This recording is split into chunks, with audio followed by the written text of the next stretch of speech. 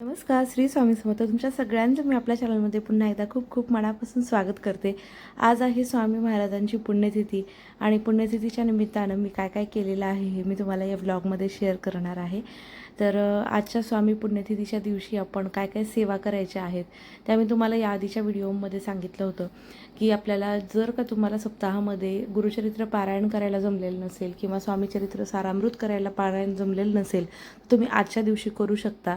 तर आजच्या दिवशी जेवढं आपल्याला स्वामींची सेवा करता येईल, जेवढं त्यांचं नामस्मरण करता येईल, जेवढी त्यांची आठवण काढता येईल तेवढी आपण करायची आहे. कारण की आज स्वामी आपल्यातून त्यांचा अवतार त्यांनी संपवलेला होता, परंतु त्यांनी सांगितलं आहे आपल्याला की हम गया नहीं जिंदा आहे. कायम स्वामी आपल्या पाठीशी आहेत. ते नेहमी आपल्याला म्हणतात की भिवू नकोस, मी तुझ्या पाठीशी आहे. आणि जे जे स्वामी भक्त आहेत, जे स्वामींची सेवा करतात, त्यांना सगळ्यांना माहिती आहे आपण जेवढं स्वामींना मानतो, आपण जेवढं स्वामींचं करतो तितक्याच पटीने स्वामी आपल्यासाठी करत असतात आणि याचा अनुभव पदोपदी आपल्याला येतो. तर आजच्या दिवशी मी सकाळी लवकर उठून आवरावरी केली, देवघर वगैरे स्वच्छ केलं आणि त्यानंतर घरातली स्वच्छता करून मग उंबऱ्यावरती हळदीचं लेपन केलं. हळदीचं लेपन केल्यानंतर दरवाजावरती देखील हळदीनं स्वस्तिक काढलेलं होतं आणि त्यानंतर रांगोळी वगैरे काढली. त्यानंतर कापूर तिथं जाळला आणि तिथं आपण तुपाचा दिवा जो लावतो तुपाचा दिवा लावला. तर अशा पद्धतीने आता सध्या सूर्योदय होतो आहे आणि आतापर्यंत माझं निम्म अर्ध काम झालेलं आहे. त्यानंतर मी गॅसची वगैरे पूजा केली, कारण की स्वामींच्या पुण्यतिथीच्या निमित्ताने आज बरेच जण आपल्या केंद्रामध्ये सप्ताहासाठी म्हणजे जेवण जे असतं आपलं महाप्रसाद तर ते घेऊन जात असतात. काही ना काहीतरी आपल्या घरातून जातं. तर मी पण इथे शिरा बनवणार आहे.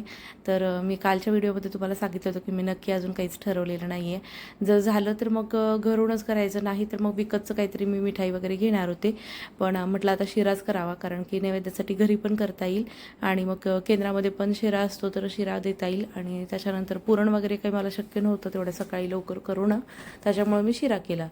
मग शिरा केला आणि घरच्या देखील फोटोला दाखवला, मूर्तीला दाखवला आणि त्याच्यानंतर ही माझी देवपूजा झालेली आहे पूर्ण. आणि मी आता सध्या 7:30 वाजलेले आहेत. मग घरातलं सगळं आवरलं आणि त्यानंतर मी निघाले आहे आता केंद्रामध्ये. आपलं शेवटचा आज गुरुचरित्र पारायणाचे अध्याय राहिलेले आहेत आणि त्याची सांगता आहे. त्यानंतर तिथे पालखी प्रदक्षिणा होते. पालखी प्रदक्षिणा झाल्याच्यानंतर स्वामींची आरती होणार आहे, महाआरती आणि त्यानंतर महाप्रसाद. तर महाआरती महाप्रसाद वगैरे सगळं घेऊन मी घरी आले. आलोकल्यानंतर घेऊन गेले होते मी आधी वाचनासाठी गेले आणि त्याच्यानंतर वाचन वगैरे झाल्याच्यानंतर परत घरी आले. परत मग आलोकला तयार केलं, त्याला आंघोळ घातली, परत त्याला आरतीला नेलं. 10:30ला आरती वगैरे केली. आम्ही दोघांनी महाप्रसाद घेतला, पण हे बाहेर होते त्याच्यामुळे त्यांना यायला जमणार नव्हतं, म्हणून मग घरी पण म्हटलं तर स्वामींना प्रसाद करायचा आहे महाप्रसाद. तर मग घरी आल्यानंतर मग स्वामींसाठी महाप्रसाद केला आपल्या घरच्या फोटोला आणि मूर्तीला आणि त्याच्यानंतर ह्यांना तेच ताट दिलं जेवायला. तर अशा पद्धतीने स्वामी पुण्यतिथीच्या दिवशी माझं सगळं स्वामीचा महाप्रसाद, त्यानंतर आरती, गुरुचरित्र पारायणाची सांगता वगैरे झाली. केंद्रामध्ये झाल्यामुळे पारायण घरी असं विशेष काही मांडणी वगैरे केलेली नव्हती. मी जे आहे स्वामींचा फोटो आणि त्याच्यासमोर चौरंग आणि स्वामींची मूर्ती आहे माझी जी छोटी, तर ती मी ठेवून त्याचा अभिषेक मी सकाळी केलेला होता. त्यामुळेच मला जास्ती काही स्वयंपाक घरी बनवता आला नाही. सकाळी सकाळी फक्त शिरा वगैरे केला आणि केंद्रामधून परत मग घरी आल्यानंतर आरती महाप्रसाद झाल्याच्यानंतर घरी मग स्वयंपाक बनवला, स्वामींची आरती केली परत नैवेद्य दाखवून.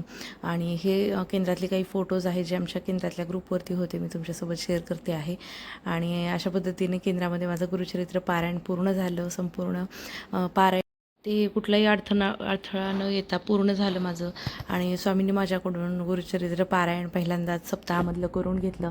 तर मी तरी खूप आनंदी आहे आणि हाच एक्सपिरियन्स मी तुमच्यासोबत शेअर करणार आहे, जो की मला अनुभव आलेला आहे.